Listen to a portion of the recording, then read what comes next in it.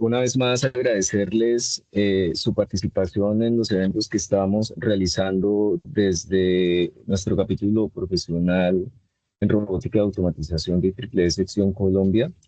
En esta ocasión nos contamos con una gran satisfacción y es contar con la presencia del profesor Marcelo Becker. El profesor Marcelo Becker es director del Centro de Robótica de la Universidad de Sao Paulo, Brasil. Fue mi orientador de trabajo doctoral. Adicionalmente, el profesor Marcelo Becker es ingeniero mecánico, es experto en robótica, investiga muchísimo en robótica móvil. Conmigo, pues hemos interactuado mucho en robótica móvil aplicada al sector agrícola. Eh, Trabaja en robótica agrícola real. Nosotros en Colombia considero que aún trabajamos mucho en prototipos, sin embargo, el profesor ya cuenta con trabajos realizados en robótica agrícola realmente aplicada al sector productivo y aportando a la economía desde la agricultura. El profesor Becker es máster y doctor en ingeniería mecánica también y adicionalmente pues realizó su doctorado en Suecia. ¿Suecia o Suiza, my profesor? Suiza. Suiza. Y hoy nos va a contar acerca de unas experiencias que enlazan el sector productivo con la industria y la academia desde el Centro de Robótica, al cual de hecho tengo interés un día en volver a realizar una interacción directa. Entonces, bueno, sean ustedes bienvenidos, agradecerles nuevamente su participación. Estamos grabando también para eh, muchas personas que tienen muchísimo interés en participar en nuestras actividades y pues no les es posible por diferentes temas como el horario, por ejemplo. Y, en fin, primero que todo, pues es importante preguntarles si les parece bien que la charla del profesor no la entregue en portugués o en inglés. Si alguien, por favor, nos puede dar una opinión, se le agradecemos. Quedo atento.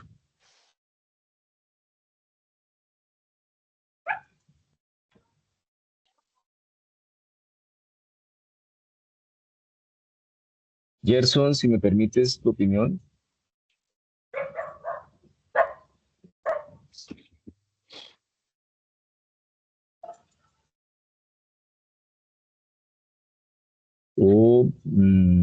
Dana, ¿tú podrías darme una opinión? ¿Prefieres un lenguaje entre inglés y portugués? ¿Cuál escogerías? Yo prefiero inglés porque lo entiendo un poco mejor. Bueno, ¿alguien tiene alguna opinión adicional?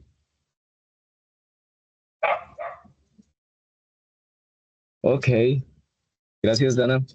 My professor, be welcome to our conference today. And apologies mm, by my Spanish level. I did effort to improve my English skills. However, still persist some mistakes when I'm speaking, and particularly in grammar, for instance. So thanks for helping us today, and we are hearing you now. Thank you so much. So thank you, Henry, for inviting me. It's a pleasure to give this talk to you. Um, as I don't see your face here, I just seeing my screen. If you have any questions, just let me know. Then we can stop and talk about the questions. Okay. So the idea today is Okay. to show you a little bit what we are doing here in Brazil when it comes to putting academia and industry together, trying to solve problems and trying to not only develop prototypes, but also thinking about having startups, having companies that can provide to the industry solutions. I'm Marcelo Becker. Today I'm an associate professor at USP, not in São Paulo City, but I'm going to show you a short presentation of the university here. Okay. So for the ones that don't know anything about the history of Brazil, we have many things in common when we compare Brazil and Colombia. We both were colonies of European countries, in our case from colony of Spain, and in our case here from Portugal. But little by little, Brazil was conquering a territory that was not planned to belong to Brazil. In the early 20th century, the situation in Brazil was very different of the situation today. So we could evolve, get a better economy and a strong relationship with many partners abroad. Brazil is a big economy in Latin America. Today we have agriculture and livestock, industry, construction, and the service sector are the main areas of our economy. As Henry is recording the presentation, after the presentation, we will also send the PDF file for you, so you don't need to worry about all this data here. Okay. So when it comes to USP is the university where I work, and when we compare the situation in Brazil and the rest of Latin America, we had a very different history. Okay, in Spanish America, you were able to have universities a long time ago. When we see the University of San Marcos in Peru or University of San Tomás in Colombia, the history is like for more than 400 years. In Brazil, we were not allowed to have universities in the beginning, only when the Prince Dom João 60 was trying to escape from the French invasion. We started to have schools, better schools, and better education in Brazil. USP is the first university of Brazil, and it started last century in 1934. Okay, so they put many old schools together, and they started the university. Today, Brazil has 205 universities and more than 2,000 colleges. Okay, so we are young. We are just 91 years old, but we are distributed in São Paulo state. Here you can have an idea about the ecosystem in our state here. We have 3 state universities, USP, Unicamp, and UNESP. In total, we are 36 campi distributed along the state. São Paulo state is a very strong state in Brazil. Our economy is responsible for almost half of the total GDP of the country. And as Henri said, I'm not in São Paulo City, I'm in São Carlos, in the countryside of the state. Okay. Brazil is a big country, it's like the size of a continent, so we have many differences along the states. Today, in São Paulo, we have the highest educational index of the country. And because of that, São Paulo state has approximately half of all startups in Brazil that work on technology-based things. So this is a view of São Carlos Engineering School, where I'm based. São Carlos is also a young city, but in the city we have approximately 30,000 students. And when we consider the quantity of PhDs per inhabitant, we have a very good number. It's 1 PhD per 54 inhabitants that are in the working age.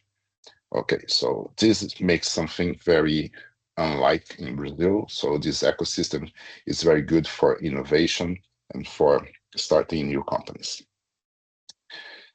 This is our engineering school website. We have it in English, Portuguese, and Spanish.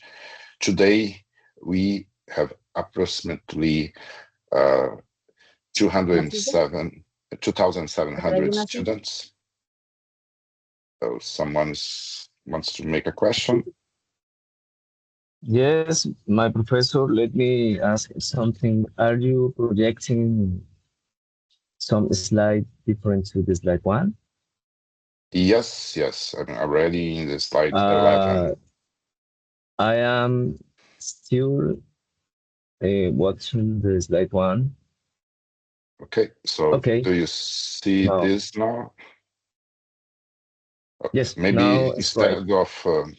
instead of showing the presentation, I will just show this part of the screen, maybe. Okay, now I'm at the 11 slide. Okay, Now it's right. Now it's right. so if Thank you. let's just check one thing. If I play the slideshow, you see slide 11, right? Yes, right. If I change the slides now, do you see slide No, 12? No? Yeah, I'm okay. still watching. Now I am watching the 12. Yes, okay, so this is, it happens sometimes when we use Teams, yeah. But anyway, so It I will try seems to do it by hand here, okay. Good, it's these are my the fault. numbers. I am No, using Teams. don't worry. So this is some information about the robotics center, is the numbers that we have. Today we are 11 professors, and the total quantity of people that are working in the center is 261. The bad thing is that we are distributed in 5 departments, so it's not that easy for people to meet each other and to exchange ideas, okay? But the good part is that we have a good project portfolio. Today it's around $26 million in different projects, very different focus. Some professors are work on rehabilitation robotics, robots for agriculture, inspection, industrial inspection, autonomous cars. So it's very, very broad. All the professors that are in this center are in these 3 postgraduate programs: computer science, electrical engineering, and mechanical engineering. And these 3 programs, they have a very good rank in Brazil. They say CAP is grade 5, I mean 7. I don't know why 7 is the highest grade, because it starts at 3 and goes up to 7, but that's the way it works. When you have a grade 7, it means that you have international program. So this is very good for all the professors that are working there. And we have a very strong relationship with CEPOF. CEPOF is a center, a research center at USP that is focused on photonics and optics. Many times they are developing instrumentation that needs to go to the fields or to the companies, and we help them to develop it. And this is the view of the Robotics Center building. We are just starting the process to construct this building. It was investment of the university around $12 million. And I hope that will be inaugurating early 2026. So we have some views here. The idea is to put all the professors and research together in the same building to avoid the problems that we have today. We don't see each other, we don't collaborate that much. So this, I hope you improve the collaboration between professors and also between students. So it will look like a company. We have many areas for testing drones, testing mobile robots, testing manipulators, even cars. Here you can see this area here. You can test cars or big robots. But the point is that all this area, this gray area here, we can put the researchers together, collaborating like in a company. But this will be the view of the building when it's ready. Okay. This is more or less the organogram of our institute. We have 3 groups today in this robotics lab. So like the robotics, mobile robots, the one that are the leader of the group, and rehabilitation robots. And this lab, where we belong, is part of this robotics center of USP. Okay.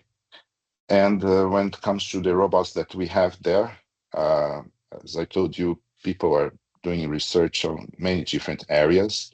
So we have this group here of like the robots, Go 1, Go 2 with wheels, B2 spot, Animal D. And we have this group here with I mean, for robots focus on inspection, Acento, Bike, Taurab. These two here are focused on agriculture, Terra Sentia and Miran. We have these robots that we are using also for inspection, Rollerbot.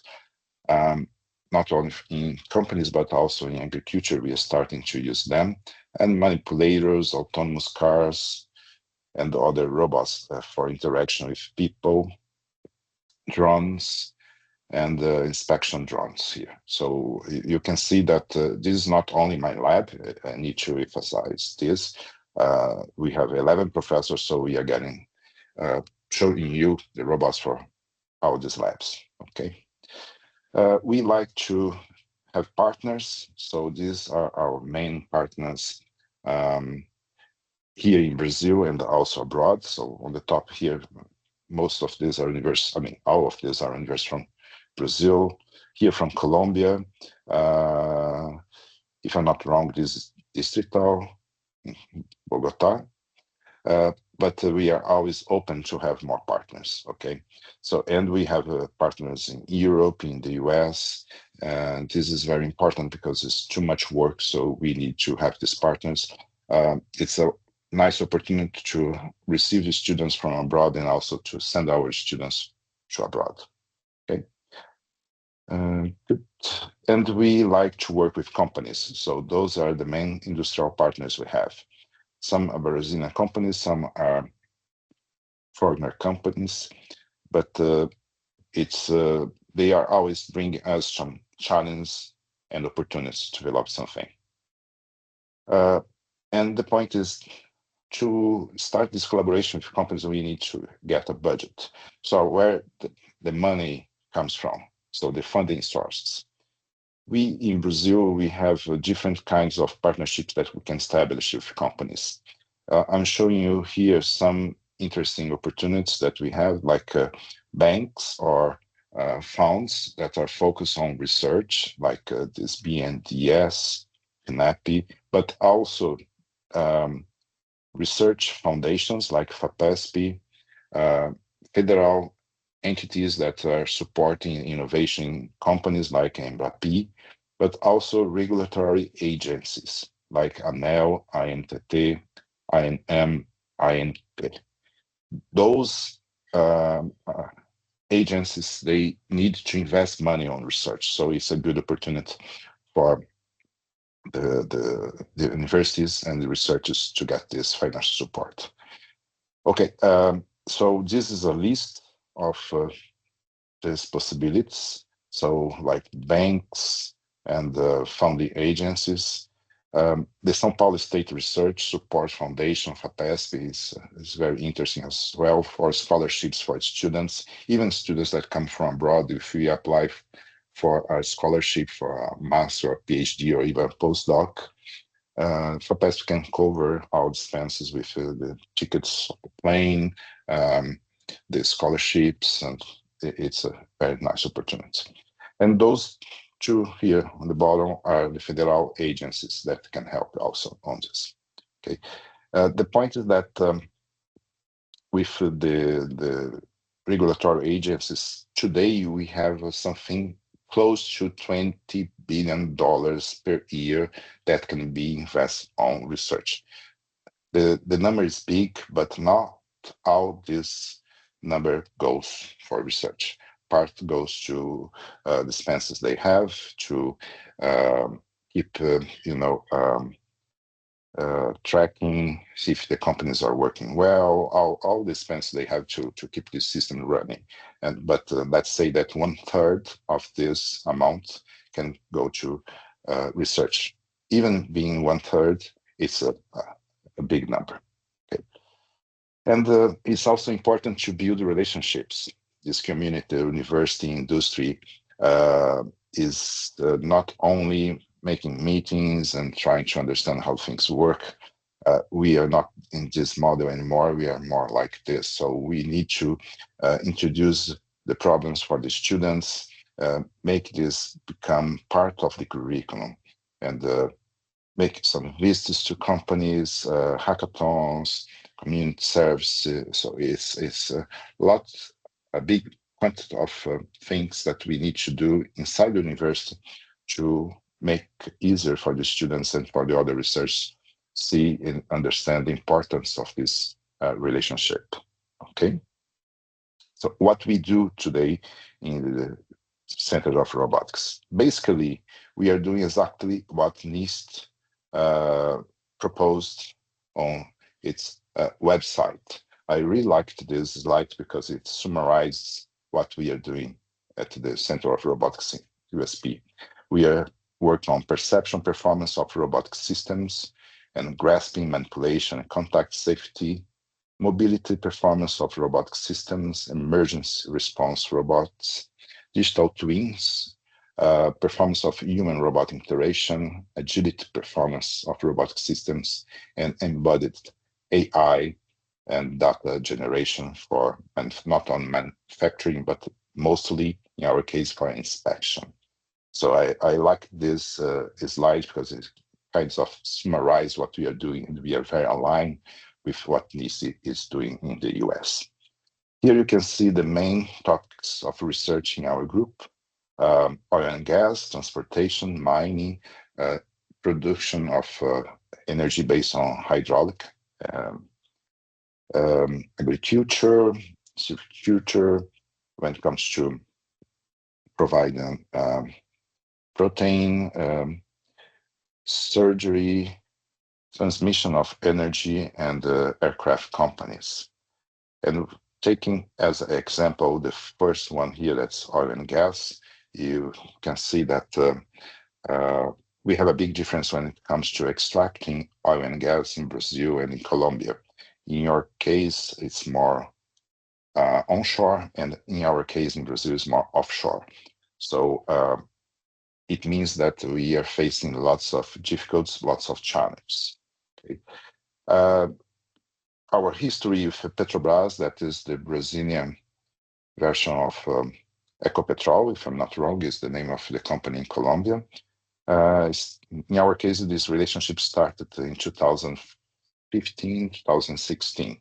So we were hired to make a project proposal for them to improve the automation of shipyards. This is a very important thing in Brazil. As I said before, most of our oil and gas comes from offshore extraction, so they really need to have a very automatized shipyard industry that can provide them all the platforms they need. Back at the time, we start thinking about using legged robots to run inspections, and going up stairs, downstairs, and moving in areas that sometimes it's not that easy for a robot with wheels, and do the inspection, checking, thermal images, color images, and any kind of sensor that you can embed in that robot that can detect a problem. When it comes to understanding the problem or the challenge that we are facing, I think this figure can show you a lot how is the situation now in Brazil. We are getting this oil from this pre-salt area, and it's far away from the coast of the country. So sometimes they need to travel 800 kilometers to go from the shore to a platform there. So they have a fleet of helicopters, a fleet of boats connecting all the platforms they have there, all these offshore facilities. And in our case, it's very important because 78% of our oil and gas comes from these pre-salt areas. Okay, and the priority they have is to, for sure, reduce the non-conformities, but also to avoid exposing humans to dangerous situations. These areas sometimes are explosive areas, so it's very risky for a person to work there. And to understand the challenge they are facing, you can see in this figure. Here is the post-salt, but when we are going offshore, far from the coast of the country. We need extracting oil and gas from the pre-salt area. So it's like more than 7,000 meters deep. So it's really challenging. And today, in Petrobras case, they have 57 platforms, offshore platforms working. 14 more are coming, and 23 platforms are in decommissioning. They are really old, so they need to decommission these platforms. Seeing this scenario is easy to understand that it's full of challenges and full of opportunities. The main, I think, in this figure, you can see some challenges that the employees are facing there. So work in the heights, going through very confined places, so it's tough for them. They need to run an inspection there, so they need to send a person to go to that place. And in situations that are very risky.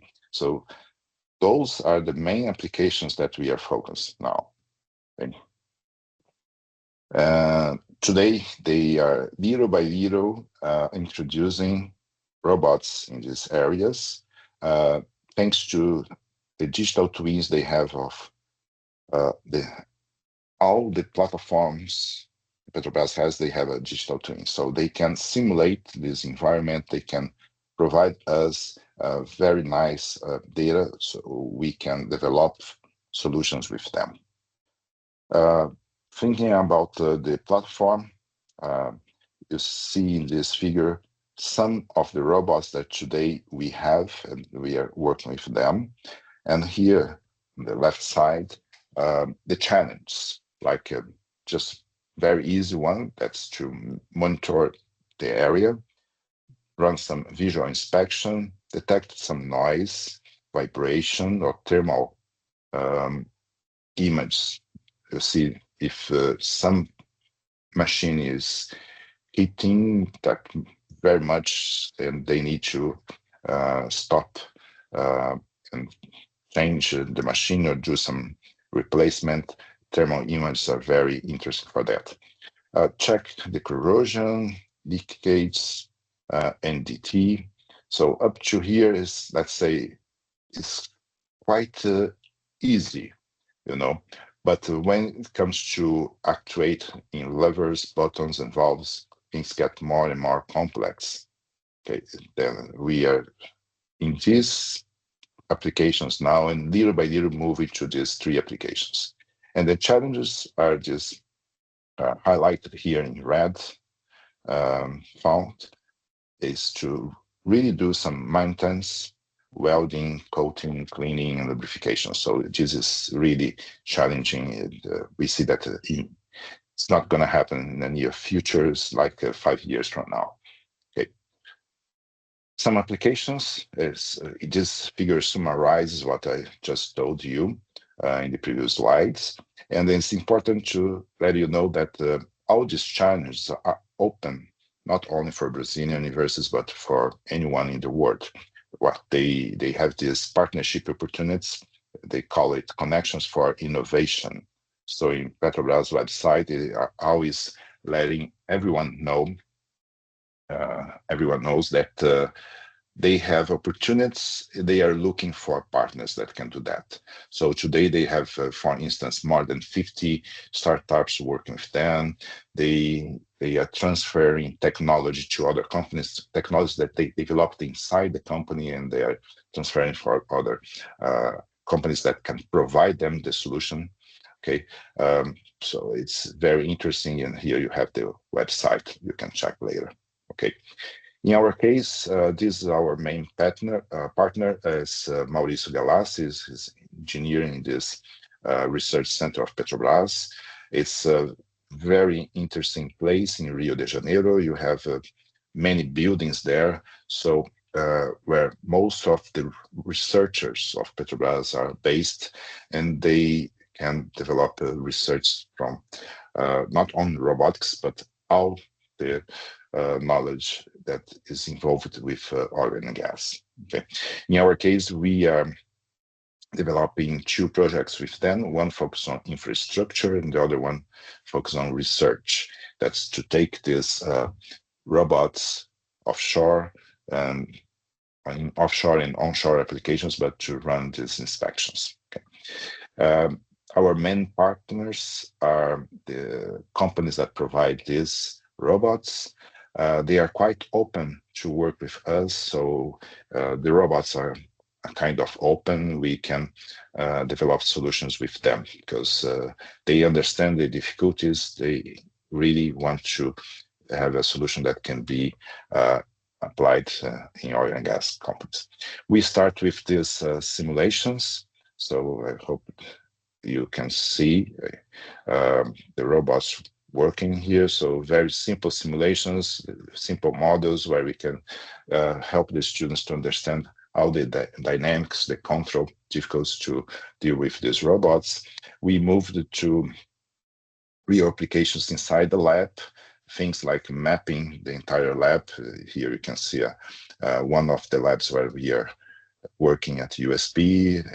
So the robot map, and then little by little using the digital twin. So this is the digital twin of an offshore facility of Petrobras. So we can simulate the robot moving there, going up the ladders, going down the ladders, and you can have the view of the robot. You can extract data from that robot moving around, and it's very useful for us to start making the path planning and all the things necessary. Okay, let me check here. Okay, so here you can see like one part of a platform.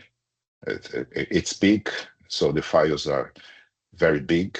It's heavy to run these simulations, but it helps us a lot to develop inside the lab the algorithms that are going to be embedded in the robots, because part of the robots will go offshore with the Petrobras people. Okay, so some robots that we have there, we are always doing some training of the team. So the idea is to train students, even undergrad students up to grad students. It's important that they also, not stay only on simulation, but go to real application. Here you can have a view of part of our lab.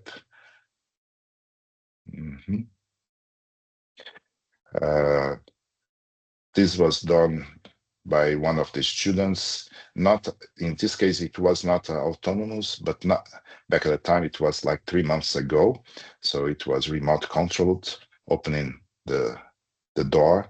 But now they already did some deep learning softwares, and they can do it autonomously. It's very interesting to see how fast this is evolving inside the lab. For sure, the kids love the robots. So every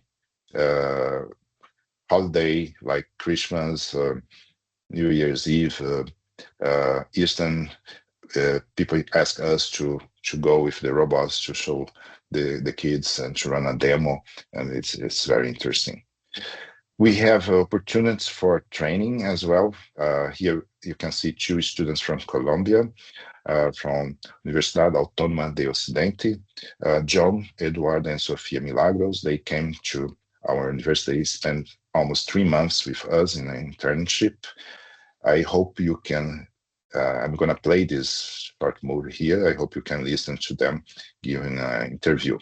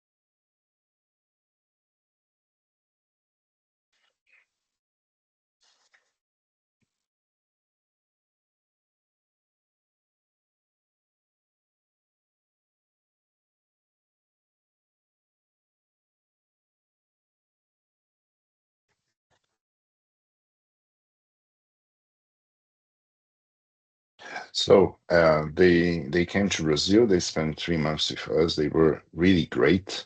I invite both to come back to Brazil after they graduate. And John is already coming in July, if I'm not wrong. And Sophia will take a little bit longer, but I hope that she will come for the master degree with us.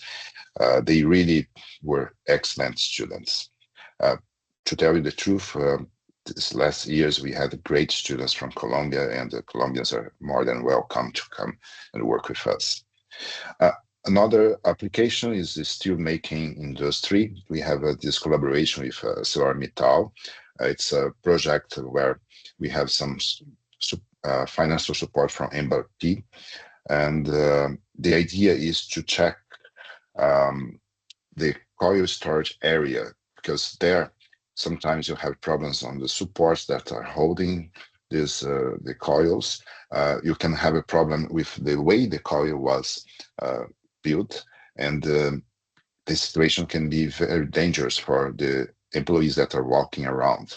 So it's a narrow place, it's difficult to move around. Sometimes it's hot, depending on where this storage area is in the process.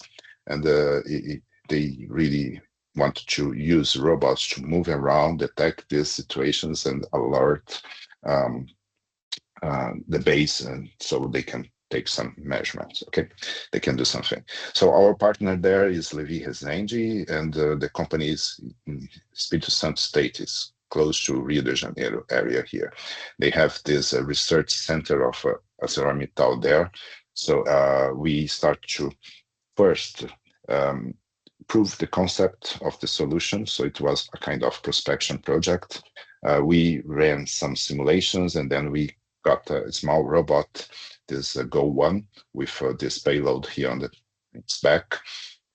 We went there after the simulations. I'm going to show you the simulations here. So this was a environment built for the simulation. You can see here in blue, this blue area in front of the robot is where it can moves without touching any coil, and it will be safe for the robot to do that. After we did these simulations, we developed all the control and the task that was necessary to do. And after that, we went to the company, and the real robot was moving there. So sometimes due to rain, or you have water on the floor, so it can become slippery for a person to walk there. And you see that it's not that easy to move around. Okay. And here you can see the AI we developed first to detect the supports, if they were okay, well placed. And later we also checked if the coils were well assembled, or we have this telescoping issues, these ends where it can cut the person that is walking around. So this was a very interesting project. They are starting phase 2, I think, next month. Now they will go for a larger robot that can run all the algorithms embedded. Because what we did with Go One doesn't have enough processing power embedded, so we needed to get the data and work with the data later. The idea now with this Go 2 with the wheels is to embed everything and do it everything embedded. Other example of project that we do in Brazil is this transportation area. This was a project with CCR. It's a company that is focused on highways, airports, and all this infrastructure for transportation in Brazil. Okay, and the idea is always the same: to reduce the costs and increase the safety of the people. If possible, to monitor the highway and do some early detection of accidents, problems. Do it in the flight, and alert a command center that something is happening. It's interesting because we start with a simulation, that, sorry, I forgot to say, it was this highway that connects Porto Alegre and Uruguaiana in the south of the country. So in the beginning, we did some simulation. We had all this data. We could simulate the flight dynamics of this drone here, and we could get the visualization of the aircraft flight path relative to the highway, and transmit and process all this simulation data. Okay, we tried different kinds of drones with this fixed wing and this rotating wings, so they can compare the results. Because today what they have is like many cars and the employees that are driving in this highway 24/7. So they want to take out these employees because it's also dangerous for the employees, and use the drones there. I have this simulation here. So here you can have a view of what we did.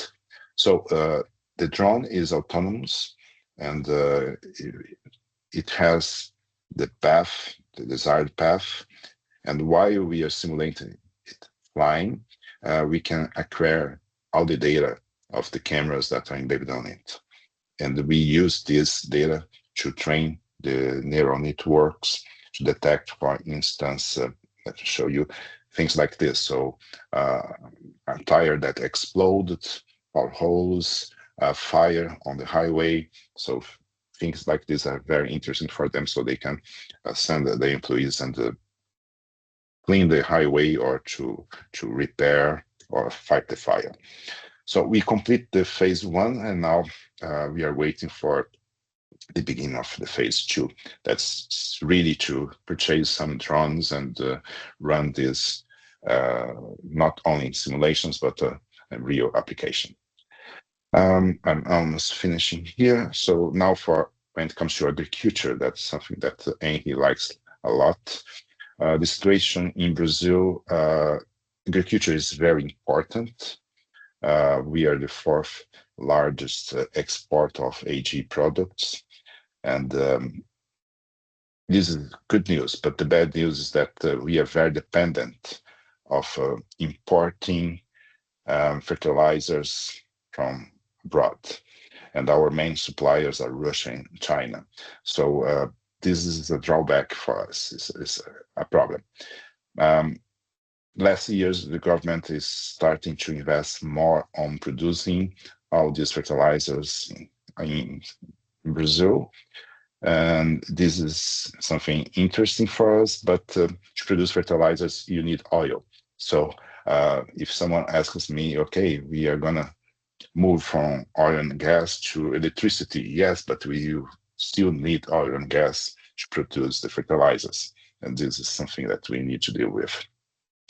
In this map, you can see the areas of Brazil where we are producing grains, pastures, forests, and you can have an overview of what's happening in the country. And here, a little bit of our relief. You were in this area here, on the top, and we are down here. So not all the land in Brazil is good for agriculture. That's why we need the fertilizers. Okay, good. The main products that we are producing is rice, beans, corn, soy, and wheat. When it comes to soy, this is very important business in Brazil because China imports a lot of our soy, and the largest area where we're producing soy is this, the central Brazil. It's Mato Grosso and Mato Grosso do Sul states and part of Goiás. That area, every year we have 2 crops, and they are moving to the 3rd crop. So this means good news, but also lots of investment on logistics and to make things in a way that this can work. Because you can imagine, to have a crop a year is like war logistics. To have 2 and 3 is becoming crazy. The quantity of things and people involved on this, and the infrastructure necessary to give them all the tools necessary to have 3 crops a year. Our history when it comes to producing or to developing prototypes of robots for agriculture is quite long. It started in 2005. And since the beginning, we had some students from Colombia. This is something that I need to highlight to you. Even Henry was here since AgriBoat, so he was part of some of these projects here. Okay, so from 2007 up to 2024, I mean 2017 to up to 2024, you can see this evolving, and we had always students from Colombia. And this area is not that easy when it comes to dealing with farmers and agro industry. We have many challenges. One is the acceptance. So sometimes people don't accept a robot, depends on the culture of that area. They prefer, it's better to tell them that you are using a high-tech agricultural implement. Okay, the autonomy is also a problem. They always want to have something that works 24 hours, 7 days a week.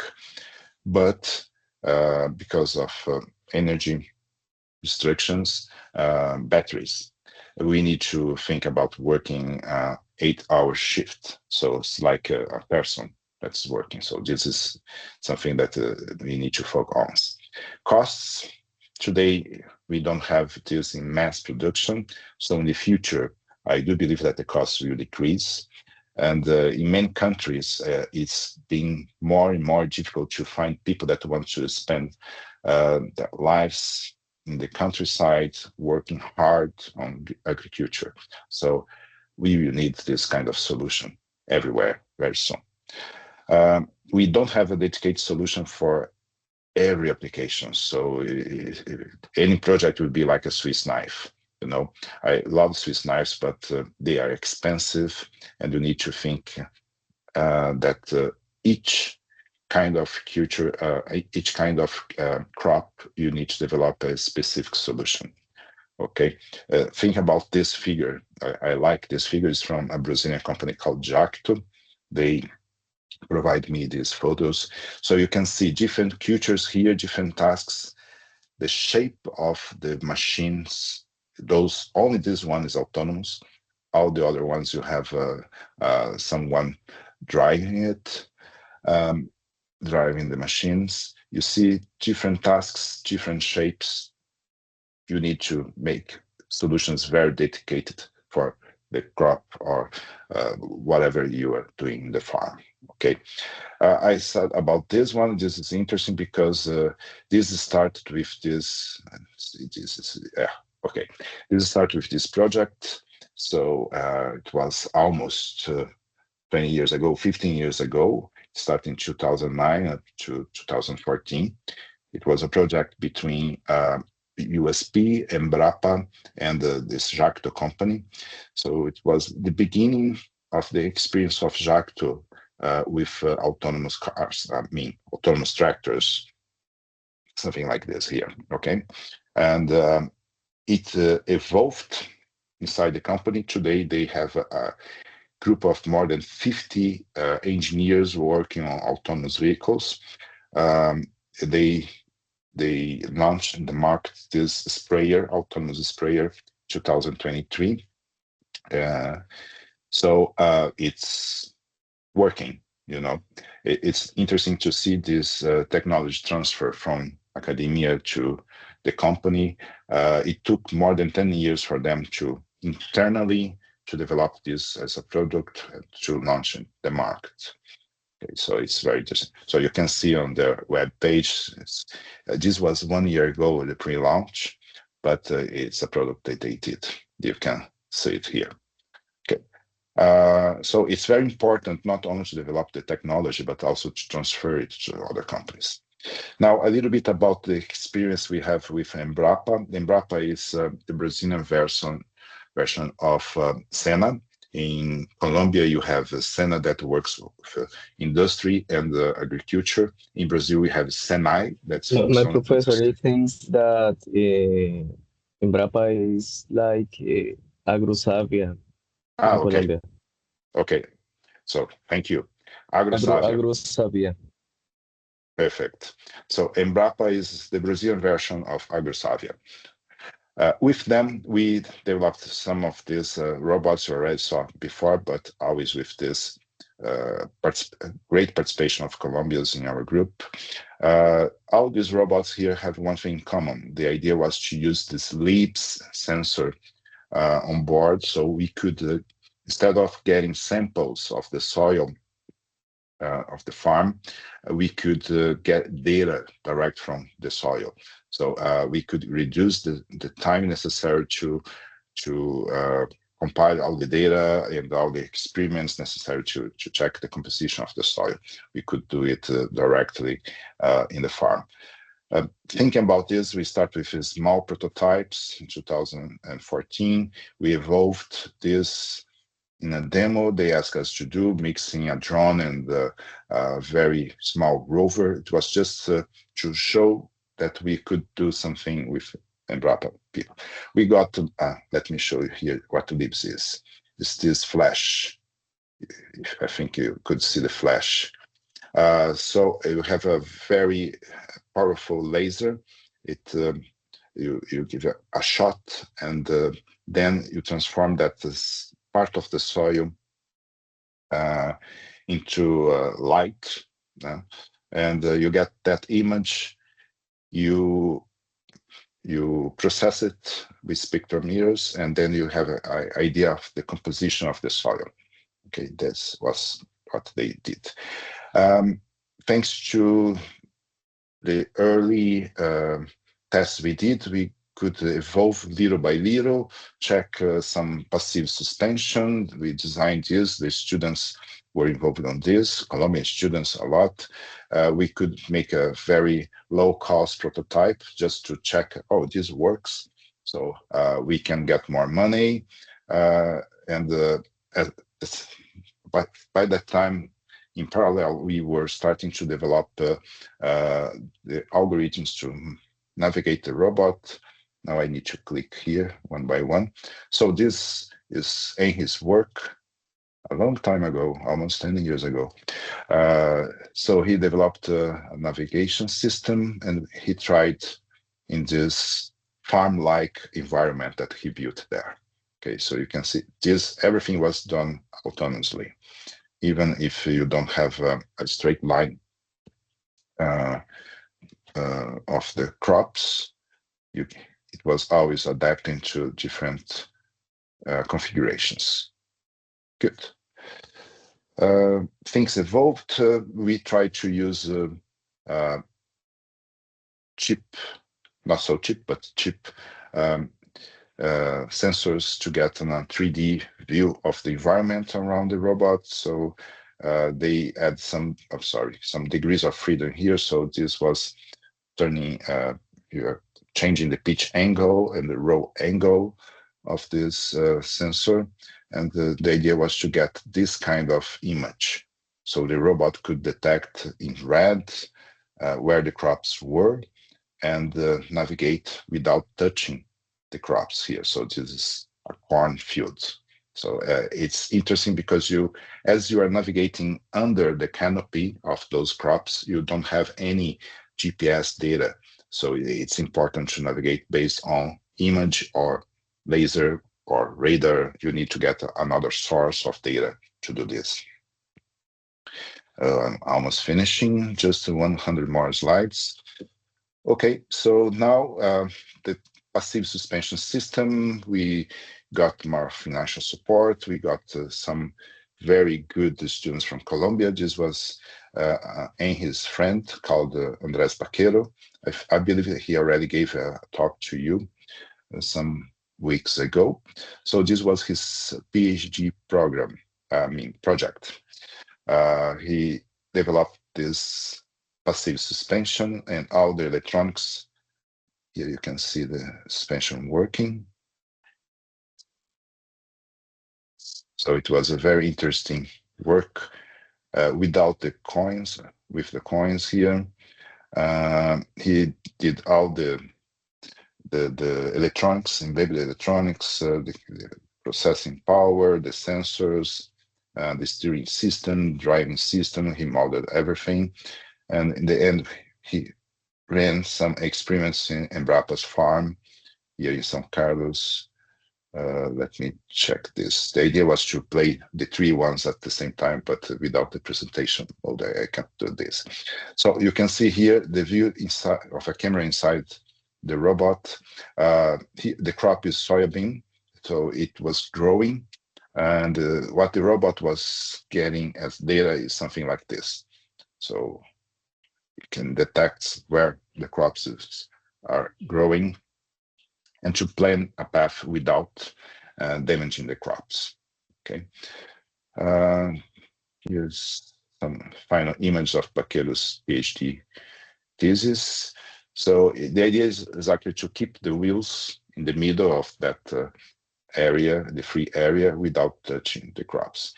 And it looks easy, but it's not easy, especially when it's windy and the crops are shaking a lot, so it becomes very challenging for them. This is a demonstration we did a little bit before the pandemic. It was in December 2019. Here the leaves working. So it was a demonstration for Embrapa and some sponsors to show what we did when it comes to taking the leaves to the fields. It was very interesting. It's not a product, it's a prototype. It's just to prove the idea that the leaves could be taken to the fields. Okay, collaboration with Urbana-Champaign, Illinois. We have this strong collaboration with them since 2018. We are helping them to develop these navigation procedures. As I told you before, it's an under canopy scenario, so we can't trust on these GPS sensors here. Here you can see the kind of situation this robot, the Terra Sentia, faces. So it looks easy, but it's not that easy, especially when we have wind. The challenge is to deal with holes, crops that are falling on front of you, dry leaves, and extract all this data and navigate in that environment. Since 2018, we are developing different solutions. In the beginning, we're mostly based on laser or LiDAR data. Now we are evolving to go to more image, because the LiDAR is a quite expensive sensor, and everybody wants to avoid using LiDARs and try to do everything based on image. Back at the time, we didn't have this quantity of algorithms with deep learning, machine learning. So now we are invest more on these applications. Here you can see some tests they were doing here. Okay, some tests they were doing in the soccer field we have nearby the lab. It was interesting to check different kinds of extend column filters, trying to make it as light as possible embedded in the robot. Okay, now a little bit more on agriculture, but with a company called IMA. So it's institute research, a kind of research institute in Mato Grosso, focused on cotton. So they have 7 facilities there. Here in these blue dots here, where the IMA facilities are in Mato Grosso. For you to have an idea about the size of the state, is approximately 8% of the size of Colombia. So it's a huge state in Brazil, and this area is where most of the soybean and the cotton in Brazil are produced. And what they ask us to do is, as I said before, you have 2 crops a year today. First, let's say in the first crop, they are getting soybean, the second one, cotton, but between them, they need to be sure that we don't have these raccoon plants, because in these raccoon plants, pests can survive there, and this will become a huge problem when you change the crop again. And today, what they do, they use this spray to kill all the plants. So they really want to reduce the spraying. It's good for environment. It's good because you don't expose your employees to this. So it's a win-win scenario. Okay, and based on that, we developed a kind of neural network. We tried 20 different convolution networks to detect what is soil, what's cotton. So in this figure here, you can see better. And we got very good results, around 95, 96%. And this is the information they need now to have this selective spraying, this intelligent spraying system. So now they design a robot, their own robot. They are embedded in this robot. We need to increase the database. This is always a problem when it comes to work with these convolutional networks. And the idea is to transfer the technology to a company that's a partner of them so they can really work on this. Other things that we are doing on agriculture, we have this inspiration. It's an American company. Guardbot is the name of the company. So many years ago, they did this Rotundus. It's a patrol mobile robot. So based on that, I got a master student. He developed all the mechanical design, and 2 years later, we have this. It's nice. It looks like Star Wars robot, but based on this, we evolved. We contacted the company. Last year, I visited them, and we are purchasing some robots from them, different sizes, like almost 20 centimeters, 30 centimeters, 60 centimeters, 90 centimeters, with different configurations of embedded sensors. And we want to use this not only for agriculture, but also for inspection of industrial sites. Here you can see some movies of what they have now. So our version will be a little bit different with more embedded sensors. So thermal cameras, color cameras, ultrasound, and other things that we ask them. And also NVIDIA plates, so we can embed this AI and run it embedded. So here you can see another one here. And the last one. So it's a nice toy and really reminds us Star Wars. Good. Another thing that we are doing when it comes to agriculture, we are purchasing this Acento robot. It's very interesting because it has an active suspension system and the wheels, so it can move faster than a legged robot. This is almost ready to come to Brazil. We visit them in the beginning of the year. So it's very interesting for us, even for agriculture.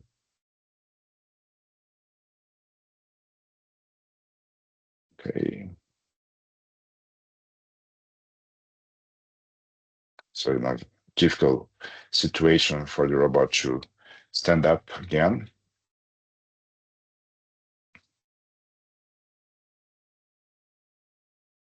Go, go, go.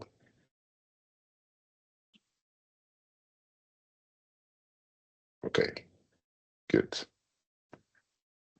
So it's very friendly, and our version will have more sensors. It will be open for us to do all the navigation procedures.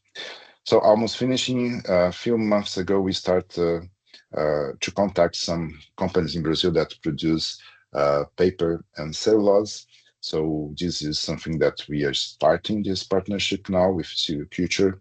The idea is basically the same: monitor the tree health, inspection of plantations and the regeneration of these plantations, check the soil quality, growth, look for growth and productive analysis, and check the infrastructure and safety, and also do some environmental inspections if you have rivers or something close to that. So I'm concluding the presentation. Sorry, I think I talked too much. Today in Brazil, we have a huge potential, and I believe that not only in Brazil, but also in Colombia. For sure, many things that work in Brazil need to be adapted in Colombia because the soil is different. You produce more things on the mountains, so we need to adapt to this. But here, industrial inspection is something big. In Colombia, for sure, it should be the same. We are looking for a new FOCI, like AG applications, water, forest, carbon market. This is something that the people are talking a lot last years. Let's see what's going to happen in the future. And the most important thing is that we need to be together, industry and university. That's the way to get financial support for the students, to improve the quality of the labs, get equipments that can really make a huge difference. And the most important of all, save human lives, is to keep humans safe in an area where they don't face the risk of an explosion, of falling, of a safer place. So if we work together, I'm really sure that we can reach this dream. Okay, I'm open for questions. Sorry, I talked too much. And this is my contact. You have here my mobile phone, my address, and the research area. So I'm quite open to talk and discuss about opportunities. Thank you. Henry, I think now it's with you. Thank you, my professor. Thank you so much for sharing all the information that you have for us today. There is a lot of history too. Someone has a question. You can make questions in Spanish. I don't try to speak Spanish because it's terrible for me. But I can understand. If I don't understand, and he can translate to me in Portuguese, no problem. Sí, ok. Si tienen alguna pregunta en español, el profesor Becker entiende bien el español. Él responderá en portugués o en inglés. Y si les parece bien y algo se requiere aclarar en español, pueden contar conmigo con el mayor de los gustos. Yo pues quiero comenzar, señor. Let me just make a comment. I see that John Edward is here. He is the student that spent 3 months with us.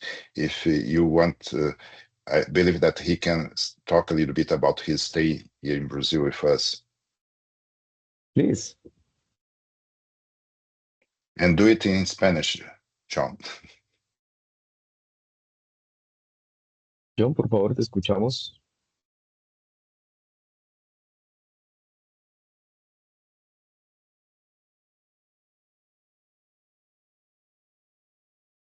En cuanto John pueda hacer uso de la palabra, permítame, profe, realizar algunas ambiciones, más bien, como manifestar algunas ambiciones de nuestra parte. Acá en nuestro grupo, hoy en la charla tenemos estudiantes de la Universidad Distrital que trabajan con nuestro grupo de estudio. Nosotros tenemos nuestro grupo de estudio, el cual hemos decidido llamarlo Agrónicos más UD. En nuestro grupo de estudio, pues hemos venido trabajando con tecnologías al alcance de nuestra economía y pues he encontrado prometedores resultados en trabajo con prototipos a bajo costo. Entonces le comentaba que estamos usando, por ejemplo, un Y de LIDAR y bajo ciertas condiciones de luminosidad como las que estoy en este momento experimentando en la región de la Orinoquía colombiana, he podido realizar algunos buenos experimentos en cultivos de plátano. Hemos usado, por ejemplo, yo recuerdo tanto que usábamos unos sensores inerciales y hemos encontrado unos sensores que de hecho comencé a usar allá en la Universidad de Sao Paulo, que son versiones que vienen muy como para Arduino. Hoy en día los usamos más en microcontroladores tipo SP32 Y pues estamos desarrollando algoritmos simples que consideramos que pueden ser replicados y que podríamos tener un trabajo colaborativo para que nuestros algoritmos sean probados con elementos un poco más industriales, sensores un poco más industriales allá en la Universidad de Sao Paulo. Entonces, más que una pregunta, pues lanzo una atrevida, sin embargo, respetuosa propuesta, profesor Becker. Bem, e você, português, pode ser? For Você sure. sabe. Nós, Ok. pronto, nós estamos aqui testando Não, não, com não, não. estudantes hoje. Eu entendi a Ah, tá bom, pergunta, Henry. tá Você bom, quer tá que eu bom. responda em português ou em inglês? In English, please. Okay, okay, Henry. You know that the doors here are always open for you. So if we can somehow collaborate, to send the sensors to Colombia is quite tricky, but we can receive you here for a pasantía, for I wouldn't say internship, but for a sabbatical period here. So and run some tests. It's hard to send something that belongs to the Brazilian government, not to the São Paulo state government, abroad. So it's tricky this, but you can come. What I am describing is that we are developing algorithms Hmm. using low-cost elements like Yeah. low-cost LiDAR, like a cost inertial sensor. Hmm. And I have some interest to share our algorithms to be tested Hmm. at the University of São Paulo using Oh, okay. a little more industrial elements. Okay. Perhaps So you can this, try to test our algorithms in your robots. yeah, this is easy to do. My We, professor, I have another questions, please. Um, I would like to receive from you uh, an opinion about the importance of publishing our results in mhm, congresses and journals. It is so mhm. important, according to my mind, to be accepted in universities in a highlighted position located in the ranking of Shanghai. So the ranking in Shanghai for us is so important. Our Ministry of Education used this ranking to recognize titulations uh, from outside and another countries. So in Colombia, I am finding a lot of people with so interesting work, but it is not being published. Mhm. So please share an opinion about that, please. Yeah, I believe that it's important to have these partnerships, as you said. If we test your algorithms here at the University of São Paulo, we publish together, so it's good for you, it's good for us here. But you need to improve the quantity of partners you have abroad. You are in Colombia, very close to Florida, very close to Texas. There are many research centers in these states in the US that are developing things similar to what you are doing.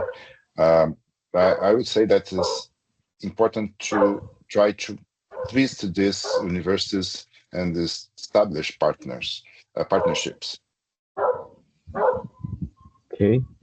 With us, you I know have that another question. you have open doors, so it's easy to work with you and the other colleagues in Colombia. The doors will be always open for you guys here, but try to go to other places as well.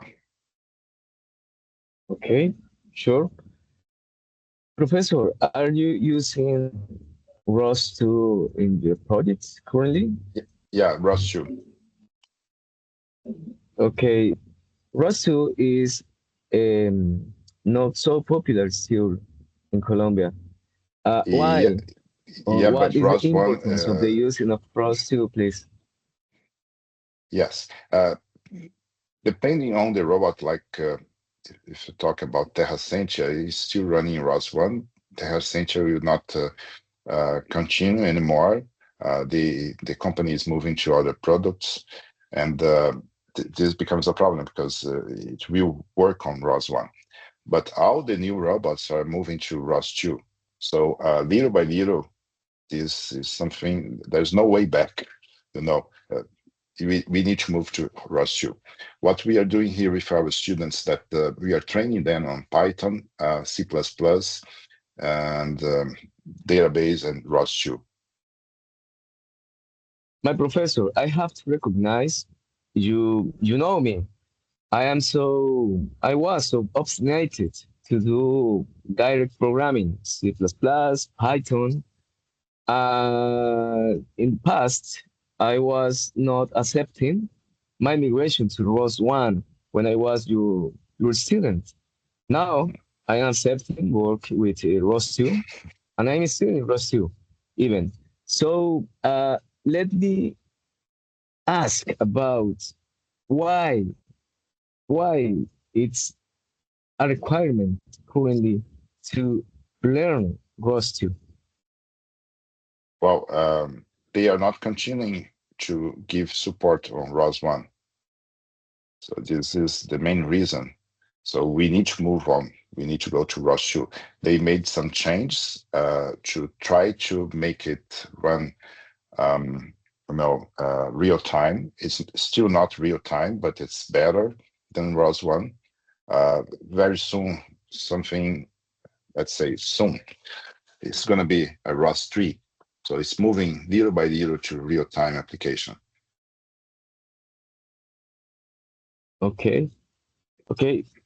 ¿Alguien más desea realizar alguna pregunta?